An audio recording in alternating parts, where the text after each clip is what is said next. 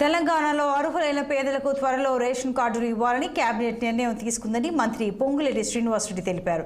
రాష్ట్ర సచివాలయంలో సీఎం రేవంత్ రెడ్డి అధ్యక్షతన జరిగిన కేబినెట్ సమావేశంలో పలు కీలక నిర్ణయాలు తీసుకున్నారు. కేబినెట్ తీసుకున్న నిర్ణయాలను మంత్రులు శ్రీధర్ బాబు, పొన్నం ప్రభాకర్, పొంగులేటి శ్రీనివాసరెడ్డి వెల్లడించారు.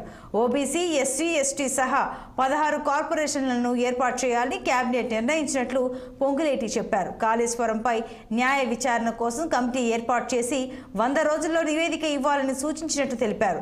విద్యుత్ కొనుగోళ్లపై సైతం మరో కమిటీని ఏర్పాటు చేస్తామని, ఒక్కో నియోజకవర్గంలో 3500 ఇందిరమ్మ ఇళ్ల నిర్మాణాలు చేపట్టేందుకు కీలక నిర్ణయం తీసుకున్నట్లు పేర్కొన్నారు.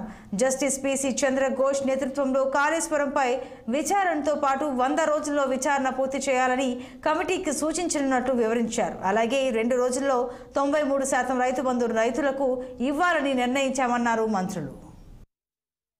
ఛత్తీస్గఢ్ లో 1000 మెగావాట్ పవర్ ని ఓపెన్ టెండర్ సిస్టమ్ తో కాకుండా నామినేట్ సిస్టమ్ తో కొని దానిని యూటిలైజేషన్ చేయకుండానే ఏదైతే డబ్బు ఆ ప్రభుత్వానికి కొల్యూట్ అయి ప్రభుత్వం పేరుతో దళారులకి ఆ డబ్బు ఆనాటి ప్రభుత్వం చెల్లించిందో ఆ అంశంపై కూడా ఈ రెండు ప్రాజెక్టులతో పాటు ఆ అంశంపై కూడా పూర్తి విచారించడానికి జస్టిస్ రిటైర్డ్ ఎల్ నరసింహారెడ్డి గారిని ఈ కేబినెట్ లో దీనికి కూడా నియమించుకోవడం జరిగింది.